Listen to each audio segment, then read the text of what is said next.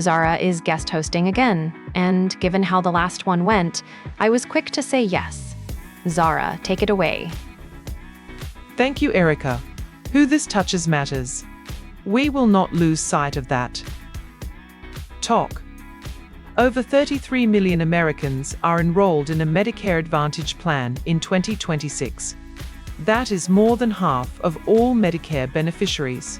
Most of them enrolled because of a $0 premium or a dental benefit. Many of them are still learning what prior authorization, network restrictions, and annual benefit reductions actually mean in practice. Last episode, we covered Part B and the unlimited 20% coinsurance in Original Medicare. Today, we are examining Part C, which is the private insurance alternative.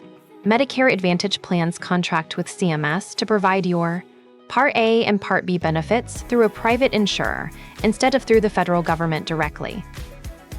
Grace here. CMS pays each Advantage plan a fixed monthly amount for every enrolled beneficiary, called a capitation payment.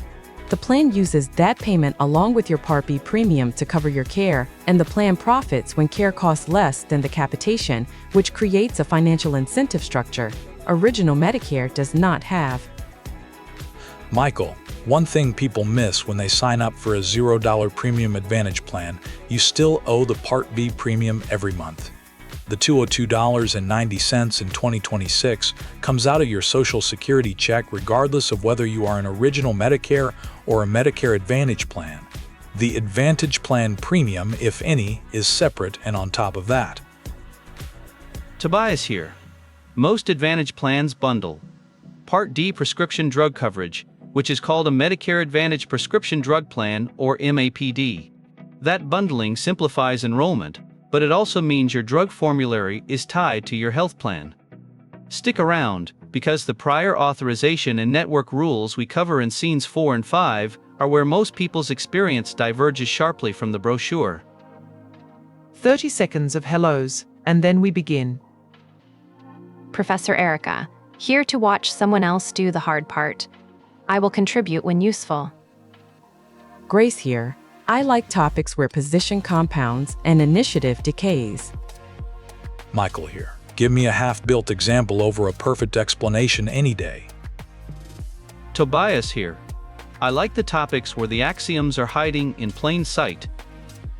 The panel is loaded. Pulling the trigger.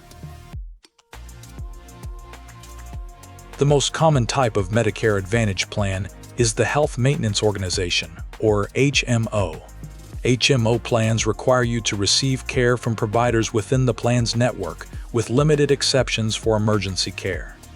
There are no referrals required within the network, but going outside it for non-emergency care typically means the plan pays nothing at all. Preferred Provider Organization plans, or PPO plans, offer more flexibility. You can use in-network providers at the lower contracted cost or go out-of-network and pay a higher coinsurance. PPO plans generally have higher premiums than HMO plans to compensate for that flexibility, and the out-of-network cost sharing can still be significant. Private fee-for-service plans, or PFFSS plans, work differently from HMO and PPO plans.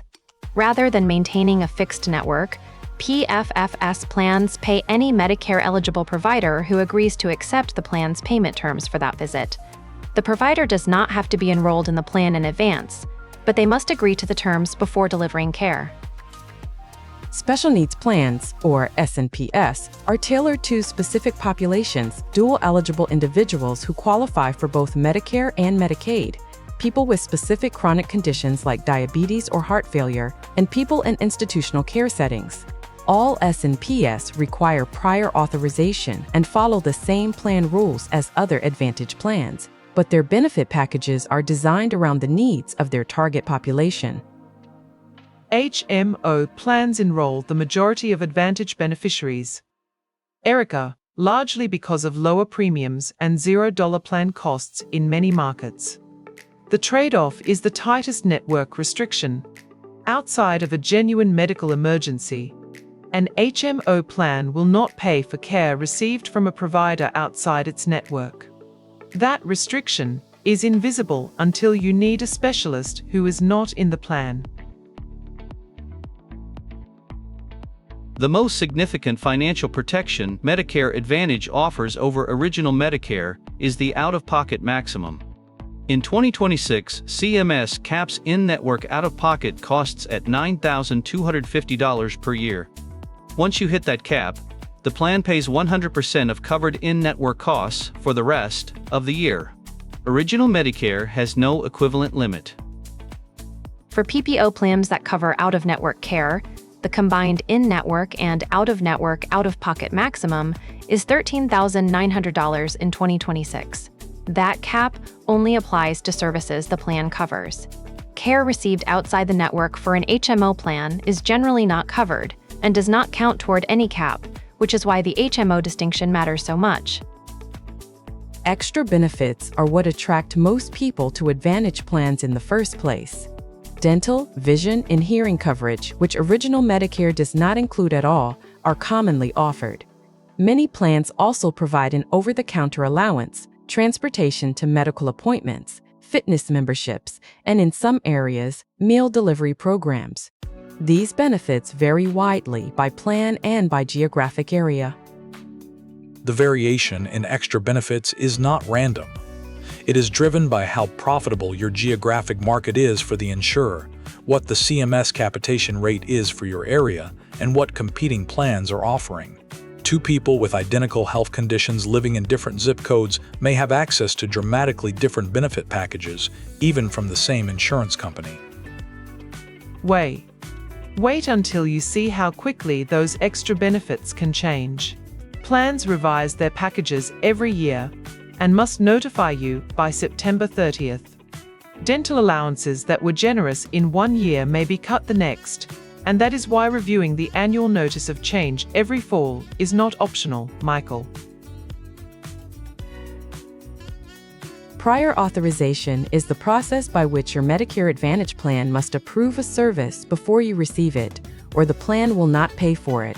Services commonly requiring prior authorization include inpatient hospital admissions, skilled nursing facility transfers, MRI and CT imaging, specialty drugs, durable medical equipment, and some surgical procedures. Original Medicare does not require prior authorization for most services. A 2023 Office of Inspector General report found that Advantage plans processed nearly 50 million prior authorization requests and denied approximately 6.4% of them. That is over 3 million individual denied requests in a single year. The OIG also found that a significant portion of those denials involved services that would have been covered under Original Medicare. Here is the number that matters most, Michael. Of those denied requests that went to appeal, 81.7% were overturned, meaning the plan reversed its decision more than 8 times out of 10. Filing an appeal is almost always worth doing, and your doctor's letter of medical necessity is the single most useful document in that process. When waiting for a standard appeal decision would seriously harm your health, you can request an expedited review. Under an expedited appeal, the plan must respond within 72 hours instead of the standard 30 days. Your physician must document why a delay would seriously harm you. If the plan denies the expedited request, the standard timeline applies, but the documentation is still on record for the appeal. Good point, Zara. The core lesson from that 81% overturn rate is this: a denial is a bureaucratic first step, not a medical verdict. Ask your doctor to write a letter of medical necessity and keep copies of every denial letter and submission. The 5-level appeal process under 42 CFR, Part 422, gives you multiple avenues to challenge a denial, up to and including federal court. The Centers for Medicare and Medicaid Services rates every Medicare Advantage plan on a 1 to 5-star quality scale, updated annually. The rating measures things like access to care, member satisfaction, preventive care rates, and management of chronic conditions.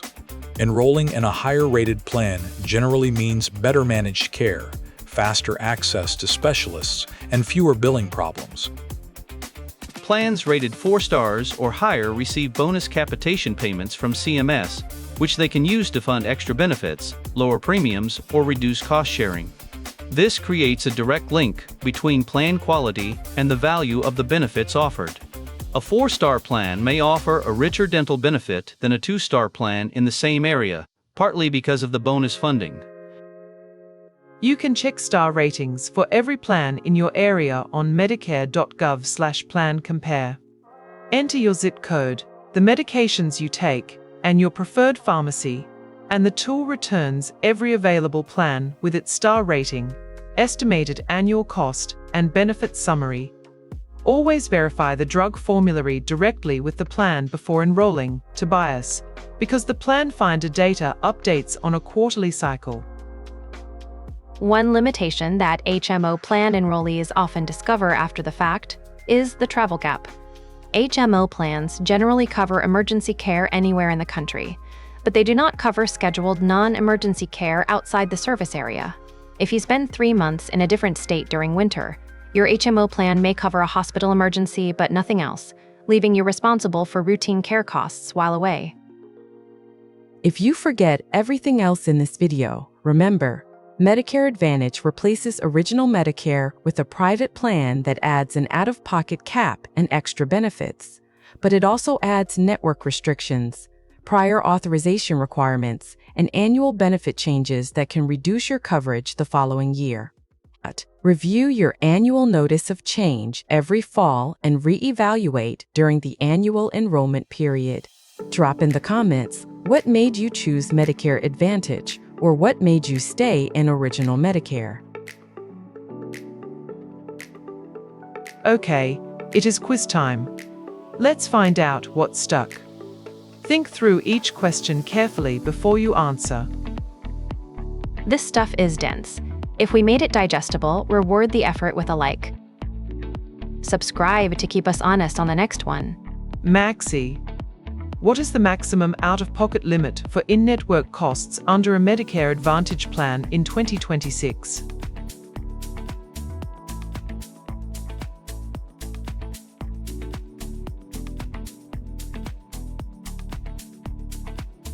The correct answer is A.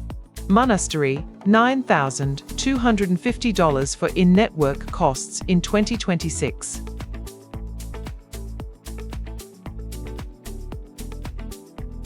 According to a 2023 Federal Watchdog report, what percentage of Medicare Advantage prior authorization denials were overturned on appeal?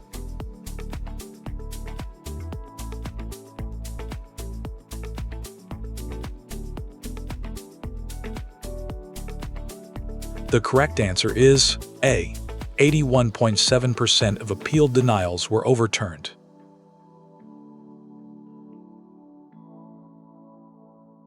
What happens when a Medicare Advantage plan earns a rating of 4 stars or higher from the Centers for Medicare and Medicaid Services?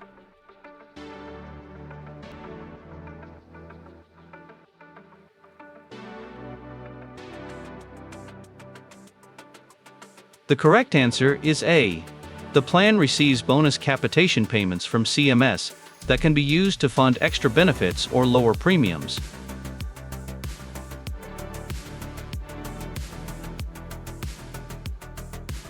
Here is the core takeaway from today. Medicare Advantage is a private plan that replaces original Medicare, adds an out-of-pocket cap and extra benefits, and is funded through capitation payments from CMS. Those benefits come with network restrictions, prior authorization requirements, and the possibility of annual benefit reductions. Understanding the structure before you enroll is what separates a good experience from an expensive surprise. 3 years from now, you will thank yourself for checking your plan's star rating, reviewing the annual notice of change every September, and filing an appeal the first time a prior authorization is denied. Next episode, the one drug coverage change that eliminated the coverage gap affecting millions of Medicare enrollees and capped out-of-pocket drug costs for the first time in the program's history. If this episode helped you understand how Advantage plans actually work, subscribe and turn on notifications so you catch every episode in the Medicare series. much. See you next time. Knowledge without equity is just privilege with extra steps. Stay sharp. Zara, that was a clinic. Lee, I took notes. That does not usually happen. Professor Erica signing off.